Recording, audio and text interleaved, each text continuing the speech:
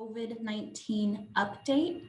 Today, as normal, we are joined by Mendocino County Health Officer, Dr. Andy Corin, and also our Department Operations Center Manager, Becky Emery. First, Dr. Corin will give us his update on the COVID-19 status of our county. And after that, we will take a few questions from the media, limited to 2 questions from each outlet for the sake of timing.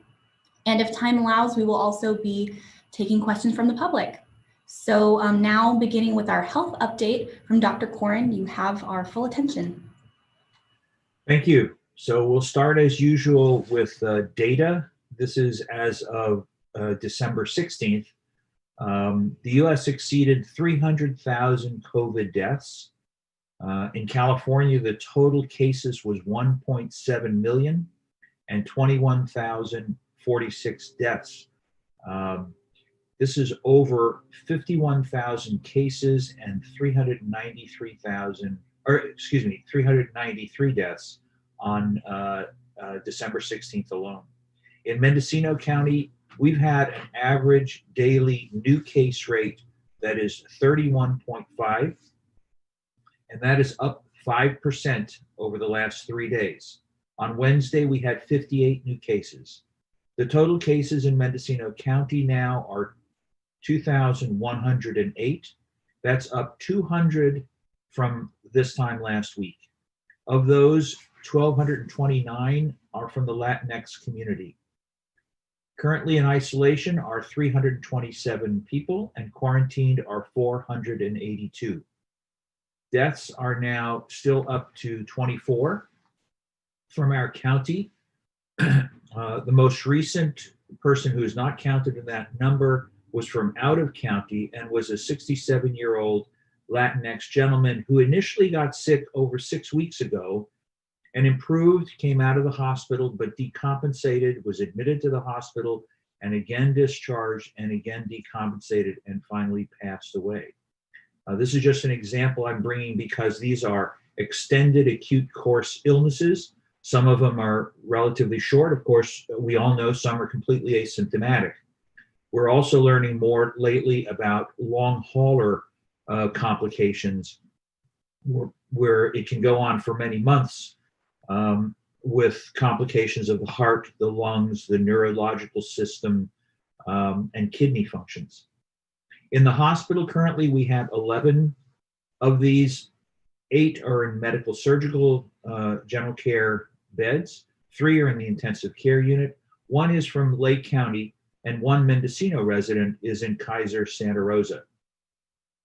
The regional data is now important because of the regional stay-at-home order, which is triggered when we have less than 15% of available staffed ICU beds in the region.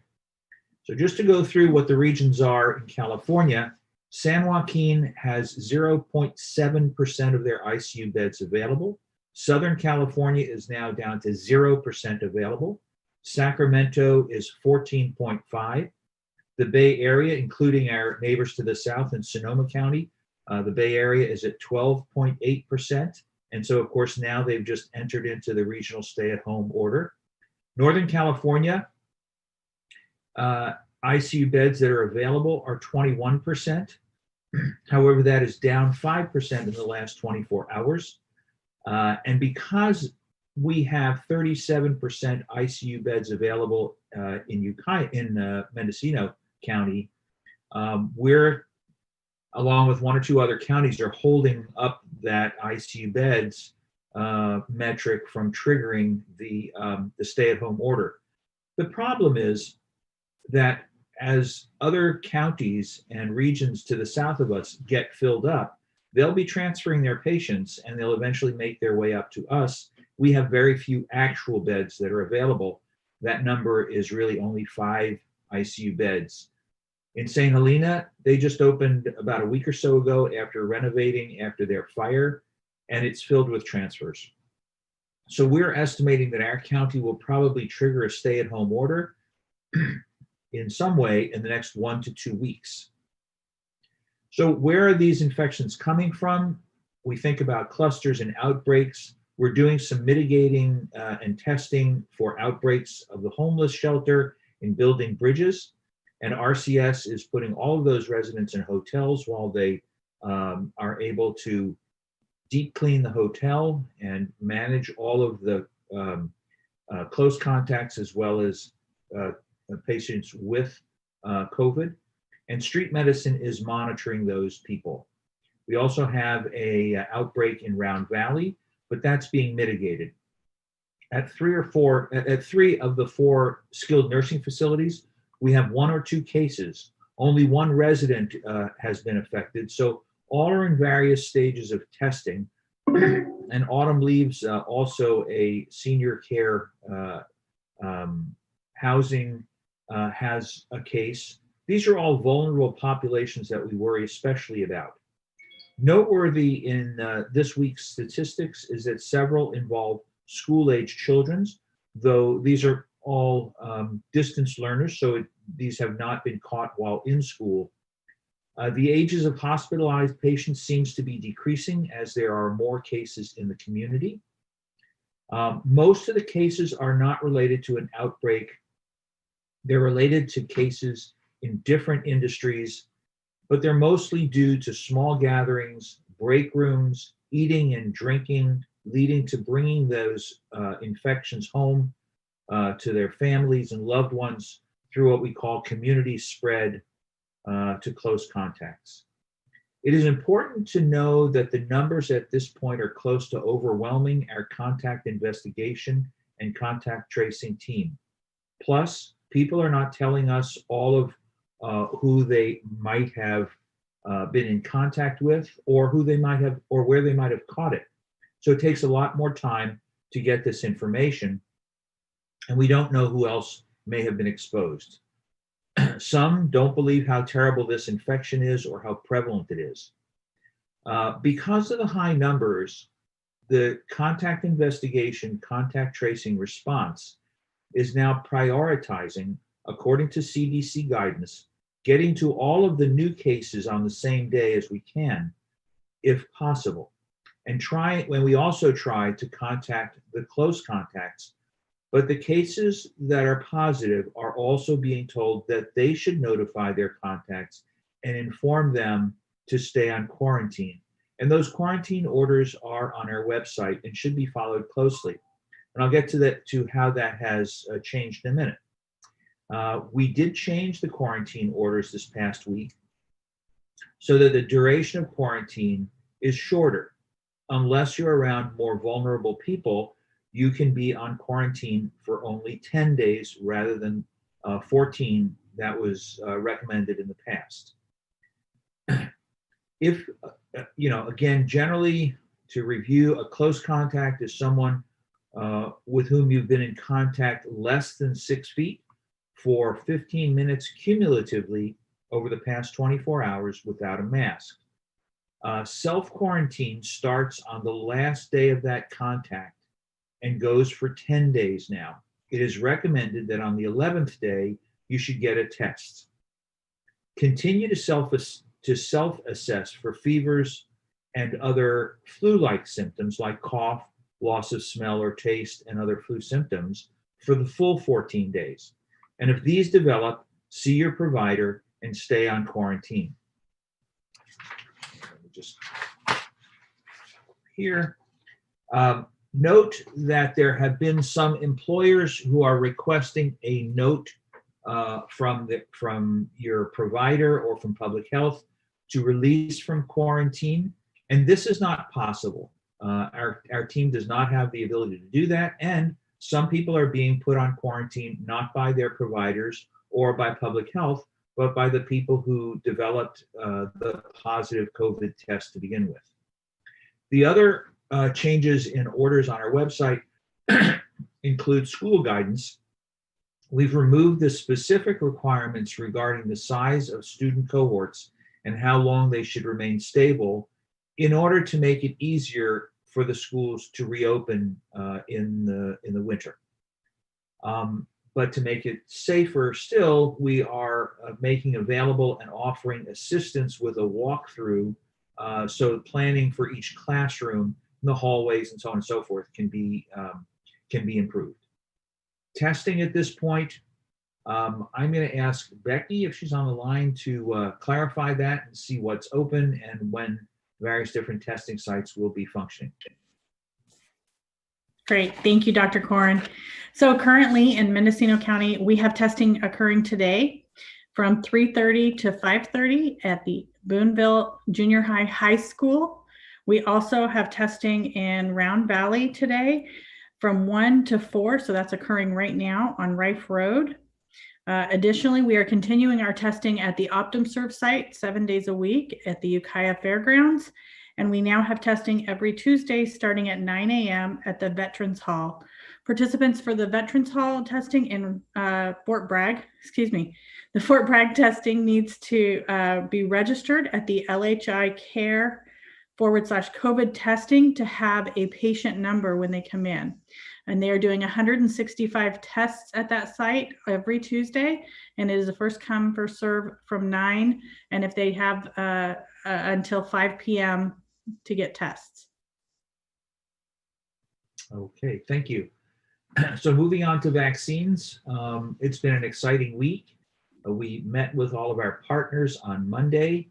That includes emergency medical services, law enforcement, schools, government, the hospital, and the clinics to discuss the rollout. Turned out we received our first 975 Pfizer vaccine doses on Thursday morning.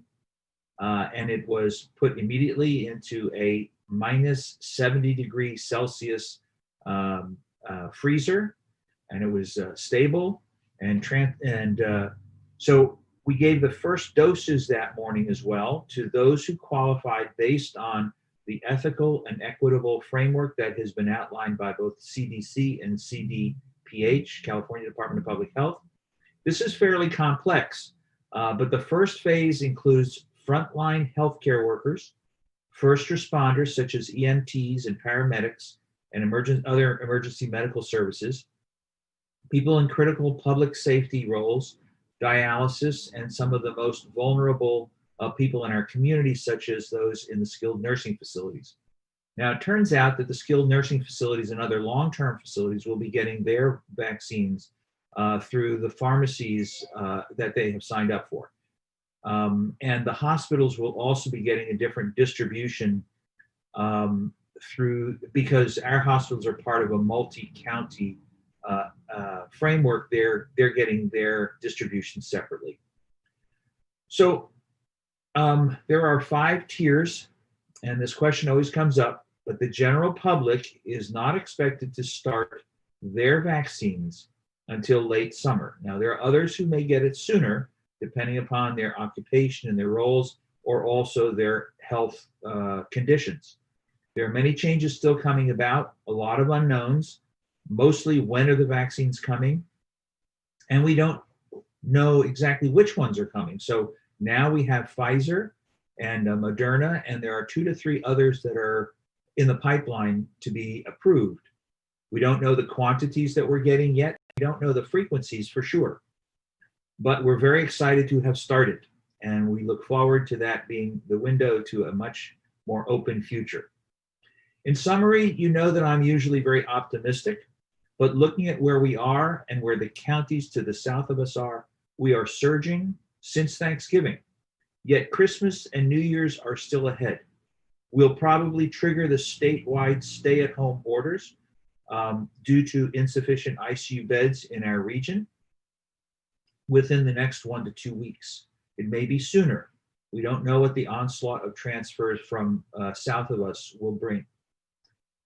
There are surge plans at our hospitals that will be able to adapt to a certain extent, but staffing could be a challenge. This is not the time to be complacent. So to respond to our situation, we have begun to look into the availability of mortuary resources and roll out our mass fatality plans in the case that that's needed. So if you don't see or you don't know someone with severe COVID, please don't assume it's not out there. It will be worse come the new year because the surge will happen in January and February. Very sick people with COVID or other illnesses, such as heart attacks, strokes, and accidents, may not be able to get into our ICUs. They may have to wait longer to get into the hospital emergency rooms and the hospital. And with the surge plans in place, we may have a decreased staff to patient ratio with some commensurate decrease in the quality of care as we go forward. So, Mendocino, mask up, keep your social distances, wash and sanitize your hands, keep ventilating as much as possible if you're in the inside. And the most painful advice for me to give you during these holidays is avoid any gatherings, parties, dinners outside of your household. We can overcome this with our spirits together. Celebrate smaller. For entertainment, use the radio, the TV, dance and sing. Visit by telephone or social media or Zoom, which during the holiday season will be without limits. And pray for a better, closer, happier holiday season in 2021. And finally, prepare for vaccinations. It's light at the end of the tunnel. Understand that it'll take some time for the community as a whole to receive what we need. In the meantime, we need to mask up, social distance, wash and sanitize our hands, and avoid gathering. And I'll end there for any other questions. Thank you, Dr. Corin. Now we will be going to the media to allow them to ask some questions, 2 questions each. Susan Wolbarst is up first. Susan, whenever you are ready. Hi, and thank you for doing this. Dr. Corin, do you, and Becky Emery too, do you have any idea when the vaccines will be distributed to the Redwood Coast Medical Services staff down here in Wallala? They're on our list, and they're going to be administering it to their people, and not all of them, only the frontline essential urgent care workers and the EMS services next week. Next week. Thank you. And the other question is, do you have any information about a recent outbreak in Wallala, or can you explain what's going on with the recent multiple cases in Wallala? Becky, can you help with that? Are you familiar or have heard anything? So there has been community spread in Gualala. We did not have an outbreak identified with a specific business, but there has definitely been a significant increase in community spread in the Gualala area, as we are seeing throughout all of Mendocino County. Thank you. Thank you, Susan. Next, we have Jackie Orozco. First, I'm going to transfer our translator over to English. 1 second, please. Ricardo, can you hear me on this end? Hi, thank you so much. La primera pregunta es con respecto a que OptumServe está Mendocino, Anderson Valley, a Point Arena, a todas esas áreas donde Point Arena, those areas where conexión de internet. there's Hay poor otra manera connection to the internet. puedan hacer Is su there any way that they can do para COVID, la prueba de COVID? the test of COVID? See, Ricardo, can you repeat that, please? it was breaking out a bit. Let me go back to Spanish and let well, I don't know if Jacqueline can repeat her question. Yes, we know that OptumServe now is serving Point Arena, Anderson Valley, and those areas that the internet connection is not very well. Is there another way that that population can make an appointment in order to get their COVID testing? That's a great question. I'm going to let Becky answer that. There is. They can make that appointment also by calling the 800 number, and I will make sure we have that and announce it before we finish our show today.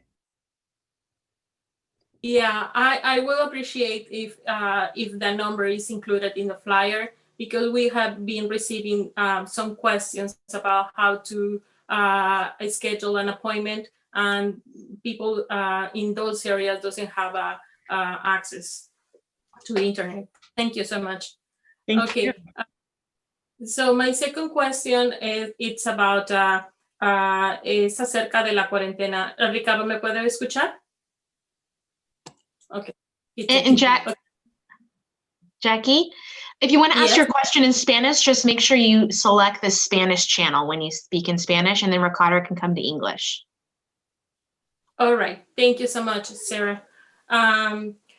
I'm going to make the question first in Spanish, and then I'm going to do it in English. Han habido acerca, recibimos preguntas acerca de la cuarentena. Hay personas que ya las dieron de alta de la cuarentena y todavía siguen sintiendo síntomas. La pregunta es, ¿deben de ir a hacerse un examen o cuáles los pasos a seguir? My next question is about quarantine. We have receiving some questions when people are released from the quarantine, but they continue experiencing some symptoms. What is the process, or should do they need to call the hospital? Do they need to contact the county, or can they get tested again? So this is an excellent question. First, let me separate two different words that are very important. When people have symptoms and they test positive, they're in isolation. And so we use a different term for that. It's people who really have tested negative or have no symptoms, but they're simply a contact of someone who has tested positive that we consider putting them in quarantine. If they develop symptoms, even while they're in quarantine or after quarantine, they should seek help from their primary care provider. Usually when people are in quarantine, we don't ask them to get tested at all during quarantine, but after their quarantine is ended. But if they have symptoms and they haven't been tested yet, they should be tested, or at least they should talk to their primary care provider, who may decide whether they should be tested or not. And before they go anywhere, if they're having symptoms and they have been in close contact, they should let the clinic know that, that this is a concern, that they have symptoms, because the usual surveillance or screening testing occurs with a little bit different protection from the other people that are doing the testing or the people around. So it would be very good to let them know that a person is coming in with some symptoms. Does that answer your questions, Jackie? Yes, Andy. Muchas gracias. And Jackie, going back to your other question, so the phone number that those individuals can call to get an appointment is 1-888-634-1123. And we do have that posted on our local surveillance testing opportunities website, but we will make sure it's included in our flyers as well. So thank you for that feedback. Thank you, Becky. Thank you so much, Jackie. Next, we have. Oh, lost you. I think you put yourself on mute. I did. Sorry about that. I'll repeat myself. Next, we have Adrian Bowman. Adrian, whenever you're ready. Hi, guys. Can you hear me? Yes. Sorry about that. I've also been having technical difficulties. Dr. Korn, I know we talked about this yesterday in the brief interview we did during the vaccination thing, but I wanted to give you an opportunity to discuss it within a larger venue. Can you talk a little bit about the nature of the vaccine that's being offered, and also what you know right now about different kinds of vaccines that are going to be coming online, the Moderna vaccine, anything else that's going through the regulatory system? I can tell you that both the Pfizer and the Moderna vaccine are very novel technologically. There are many different kinds of vaccines. Some, they actually take the germ and modify it and then inject it. And this is not these vaccines. I'm just giving some general information. And then when our bodies see that, they see it as a foreign thing, and they develop immunity to it through the development of antibodies and other cells that fight those germs. Other types of vaccines take those bad germs and break them up so that they're not alive. They cannot cause an infection, which the other vaccine that I just described could actually change and cause another infection. But if you break it up and make it a non-viable protein, the body still recognizes it. And of course, it takes years of development to figure out how to present that to the body. But when the body can recognize those proteins, then it makes, again, antibodies and cellular immunity to those germs. And that transmits to the living germs. In other situations, there are many different ways that that's done. But in this particular case with the Pfizer and the mRNA in the Pfizer and the Moderna vaccines, what they've been able to do is extract some portion of the nuclear material that codes for a part of the cell that the body would ordinarily develop immunity to. And what's done is we put that very small part of nuclear material that is not the full code for the virus. So it's not it cannot infect the person, and it doesn't get into our nuclear material, so it doesn't change us. It just allows the body within the cell to produce the antigen or those parts of the germ that the body can then recognize as foreign and create an antibody to it. The advantage of that is that you're not dealing with a germ that could change and cause an infection. And the production is much faster. The development of the production is much faster. That and at this point, we're seeing these biologics, these vaccines in production and in use, and they're looking as safe and effective as any of the others, and safer in many ways. Like I said, that they do not raise the risk of infection with those antigens. So that's the case of both the Pfizer and Moderna, which are mRNA vaccines. The other vaccines that are coming down the road, sorry, I can't tell you offhand what technology is used to produce them. I don't think any of them are living viruses or living germs. I think that they're different attenuated and broken up virus particles. Okay, so thanks for that explanation. I think there's a lot of fear, there's a lot of confusion about the vaccines and RNA, and most of us basically remember the little cartoon in Jurassic Park as our explanation of what RNA. I don't know if you remember that cartoon. Yeah, so let me make a distinction. Remember, this is an RNA vaccine. Our nuclear material that codes for people in all of our cells is DNA. Okay, so it's not RNA. But when we're making proteins, the DNA codes a little bit of RNA for every single protein in our body. Understanding that, we can put in a little RNA substitute, and the body can create the proteins. It doesn't go backwards to create anything in our DNA. So it's not making us genetically modified in any way.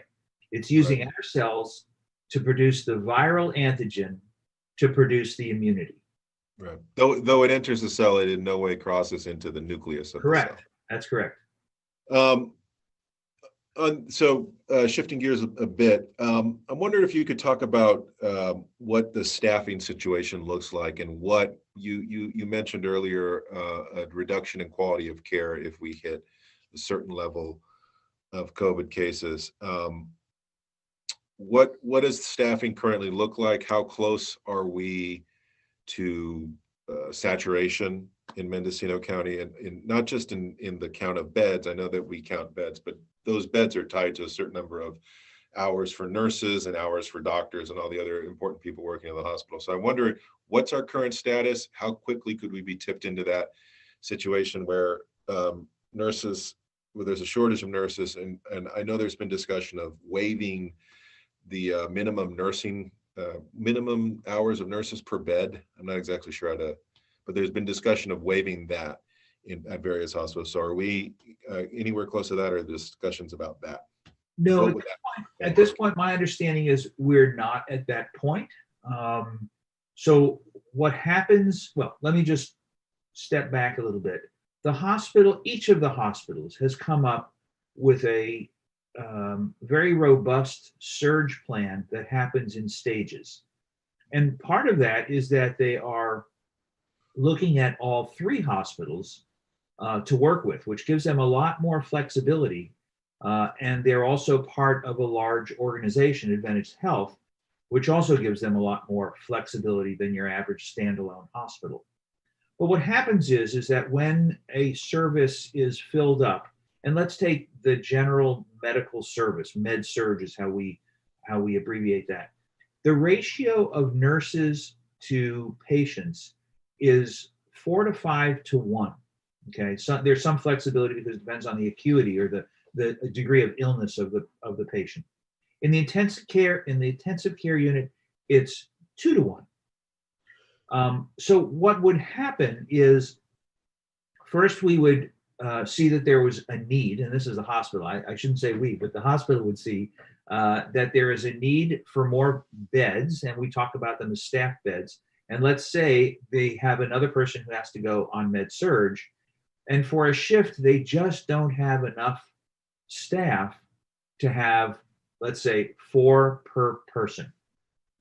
And they may have to call more people in. And if they see that it's coming down the pike, they're going to registry nurses and other people that they can bring in from other hospitals.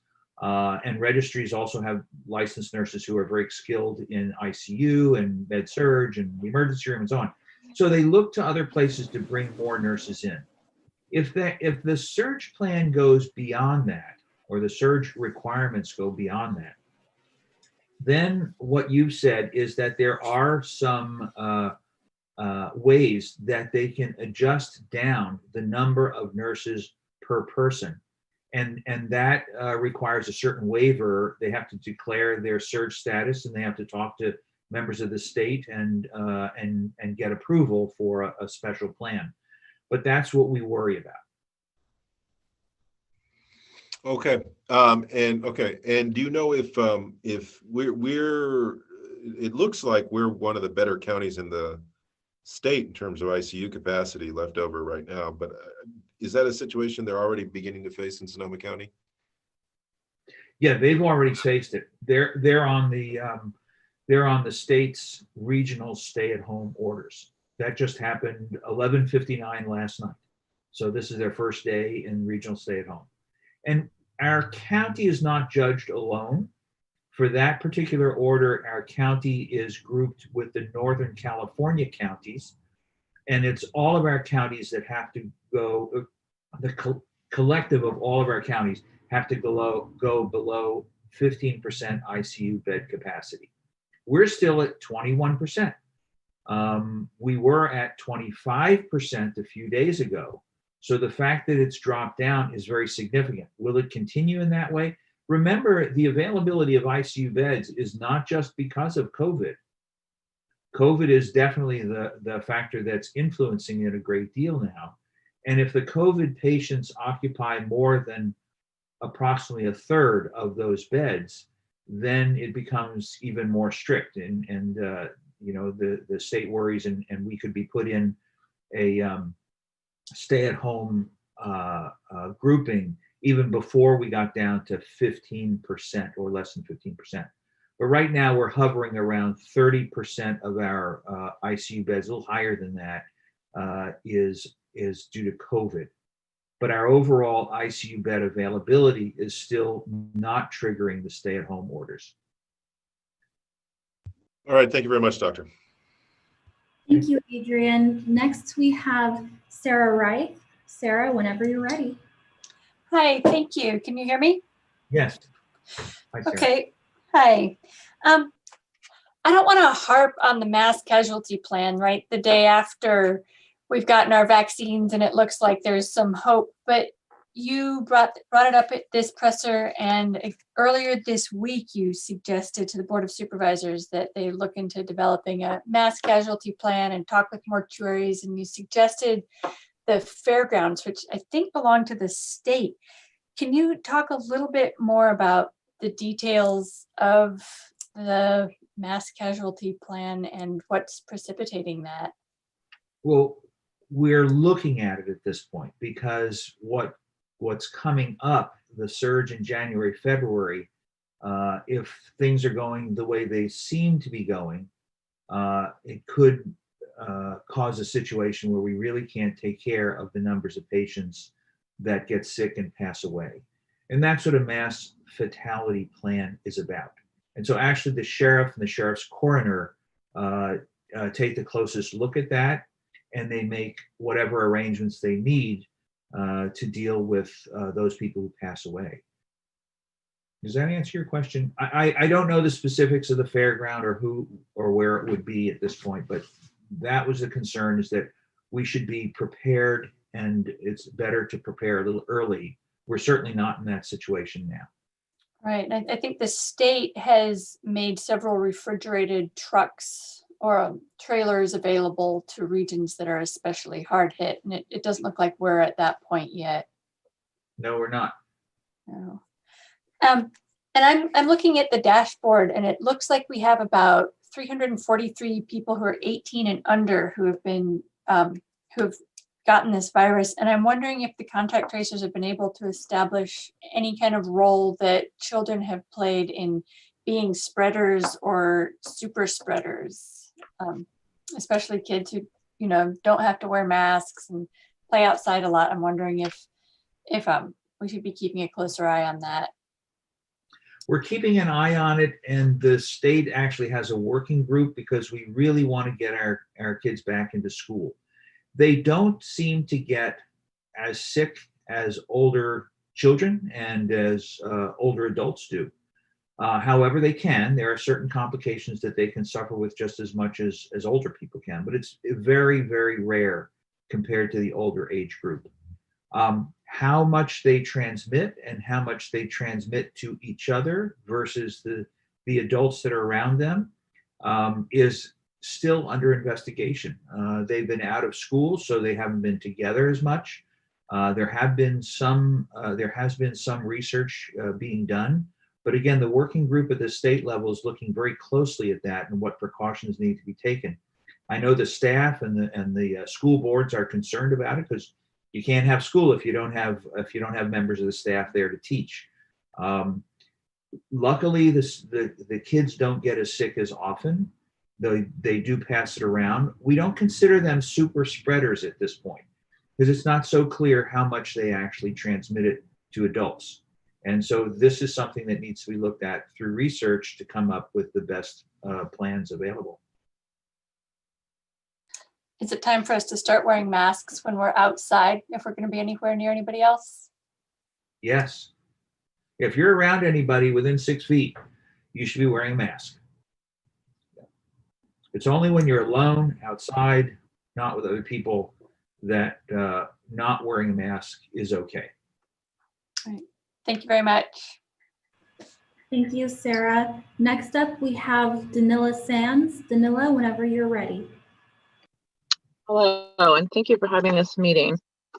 Dr. Corn, my apologies if you already went over this. There were some internet issues there. But one of my questions is about the tier.